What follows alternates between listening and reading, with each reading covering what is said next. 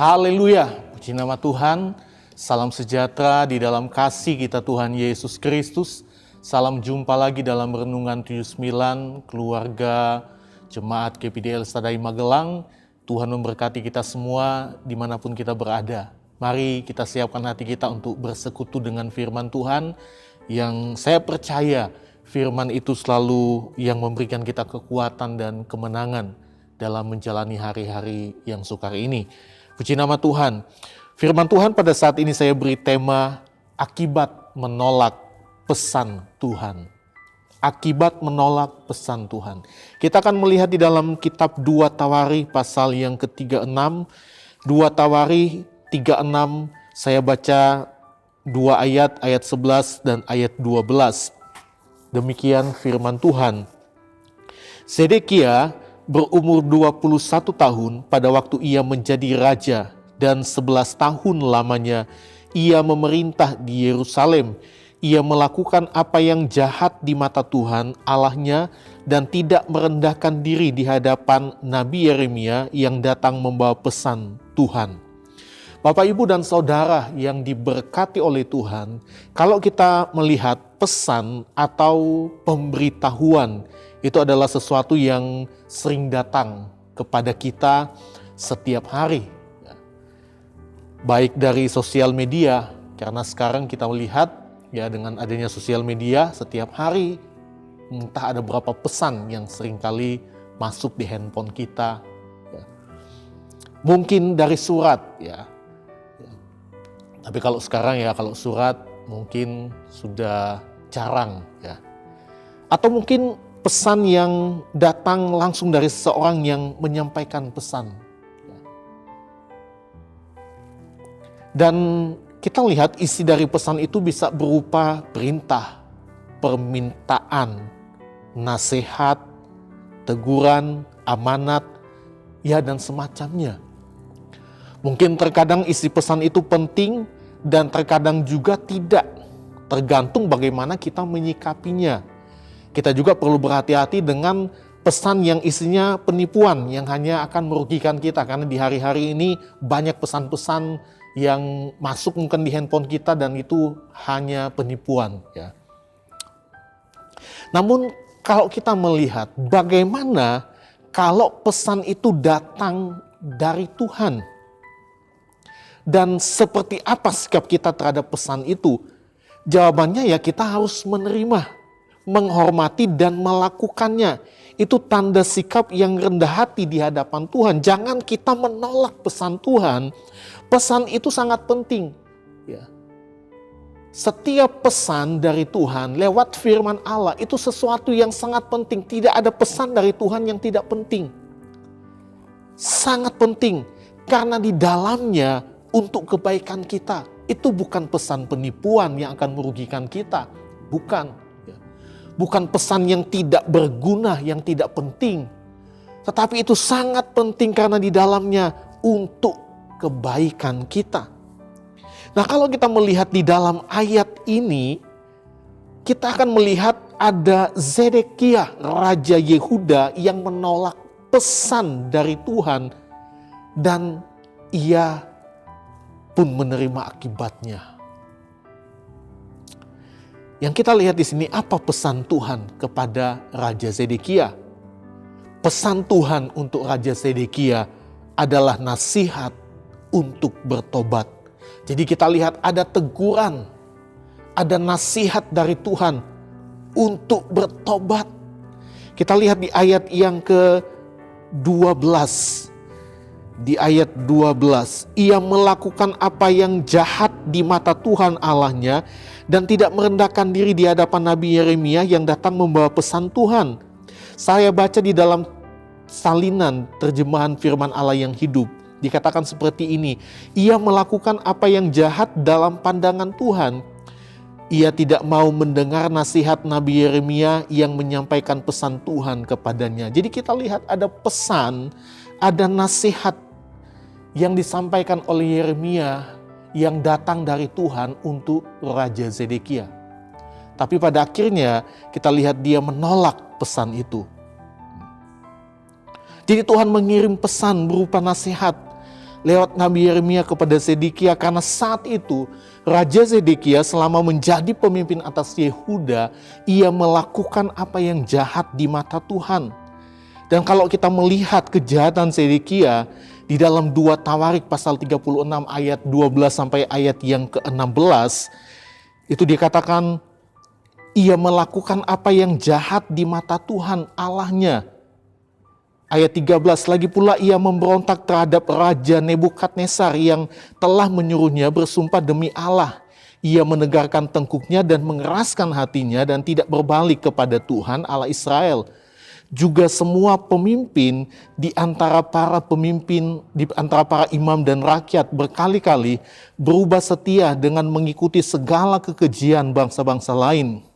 Rumah yang dikuduskan Tuhan di Yerusalem itu dinajiskan mereka. Namun Tuhan Allah nenek moyang mereka berulang-ulang mengirim pesan melalui utusan-utusannya karena ia sayang kepada umatnya dan tempat kediamannya. Ayat 16, tetapi mereka mengolok-olok utusan-utusan Allah itu, menghina segala firman-Nya dan mengejek nabi-nabinya. Oleh sebab itu murka Tuhan bangkit terhadap umatnya, sehingga tidak mungkin lagi pemulihan. Jadi kita lihat apa yang dilakukan oleh Zedekia, kejahatan Zedekia, pemimpin-pemimpin pada saat itu, dan semua rakyat. Bagaimana Zedekia mempengaruhi imam dan rakyat untuk berlaku tidak setia kepada Tuhan dengan menyembah berhala dari bangsa-bangsa yang tidak mengenal Allah, menajiskan rumah Tuhan, dan bahkan mereka mengolok-olok, merendahkan utusan Tuhan yang datang menyampaikan pesan dari Tuhan untuk menasihati mereka.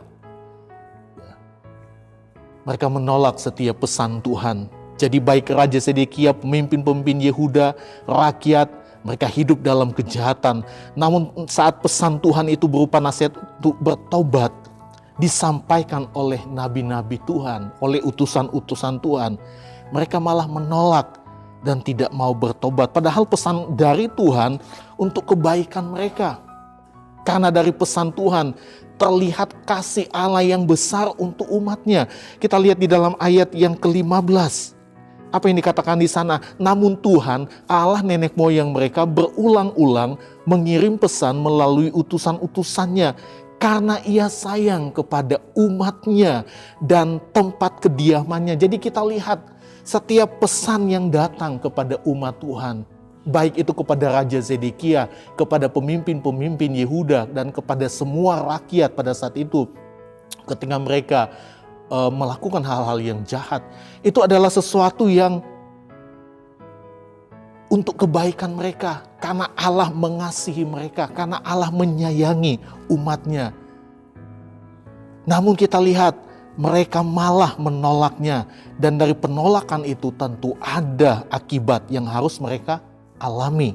Apa akibat dari menolak pesan Tuhan? Akibatnya adalah hukuman. Di ayat 17 sampai ayat yang ke-20, kita melihat di sana pada akhirnya Yerusalem dikepung, temboknya dirobohkan, dan kota-kotanya dibakar. Rakyatnya dibunuh dengan pedang dan sisanya diangkut dalam pembuangan di tanah Babel bersama Zedekia yang matanya sudah dibutakan oleh Nebukadnezar. Jadi bagaimana Tuhan menghukum mereka, menyerahkan mereka ke dalam tangan orang-orang Kasdim, dan bagaimana mereka mengalami sesuatu yang sangat ngeri pada waktu itu. Dan itu adalah hukuman Tuhan akibat mereka menolak setiap pesan, setiap nasihat, setiap teguran dari Tuhan. Padahal Tuhan sangat menyayangi mereka. Bapak, Ibu, dan Saudara yang diberkati oleh Tuhan, dari hukuman Tuhan atas Raja Zedekia dan rakyat Yehuda, apakah Tuhan kejam kepada umatnya? Tentu tidak. Tuhan sangat mengasihi umatnya.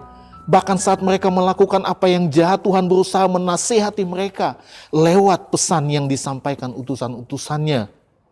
Namun mereka menolak pesan Tuhan, tidak mau bertobat, dan tetap hidup di dalam dosa, dan akibatnya adalah penghukuman.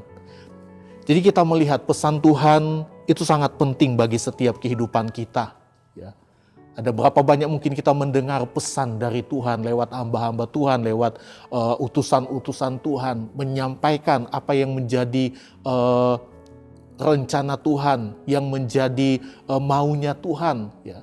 Mungkin ketika kita ada di dalam satu kesalahan, ya, kita mungkin melakukan sesuatu yang tidak berkenan di hadapan Tuhan, dan ada teguran dari pesan Tuhan lewat hamba-hamba Tuhan, lewat orang-orang yang Tuhan percayakan untuk menyampaikan pesan itu.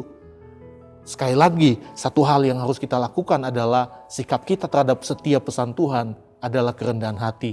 Bagaimana kita menerima, kita menghormati, dan kita melakukan apa yang menjadi maunya Tuhan. Karena itu adalah sesuatu yang akan membuat kita lebih baik lagi di hadapan Tuhan. Karena Tuhan sangat mengasihi setiap kehidupan kita. Namun ketika kita menolak, ya kita tidak melakukan apa yang Tuhan mau, ya tentunya ada hukuman yang kita terima. Sama seperti apa yang dialami oleh Raja Zedekia dan umat Tuhan pada saat itu. Pesan Tuhan itu harus kita hormati di dalam setiap kehidupan kita. Puji nama Tuhan, Tuhan Yesus memberkati setiap kehidupan kita dimanapun kita berada. Mari sama-sama kita akan berdoa buat firman Tuhan.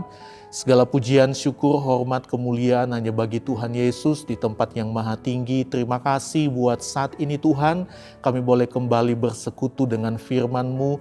Kami percaya firman-Mu jadi kekuatan bagi kami. Firman-Mu adalah pesan yang akan menasihati, menegur kami untuk kami berubah dan menjadi umat-umat Tuhan yang terus setia hanya kepada Tuhan. Ampuni setiap kesalahan, setiap dosa-dosa kami. Terima kasih Bapa yang baik, terima kasih Tuhan Yesus. Kiranya Allah, Tuhan Yesus Kristus menjadikan mata hati keluarga jemaat GPD El Shaddai Magelang terang, agar kami mengerti pengharapan apakah yang terkandung dalam panggilan-Mu. Betapa kaya kemuliaan bagian yang Engkau tentukan bagi kami. Di dalam nama Tuhan Yesus Kristus kami berdoa mengucap syukur. Haleluya. Amin.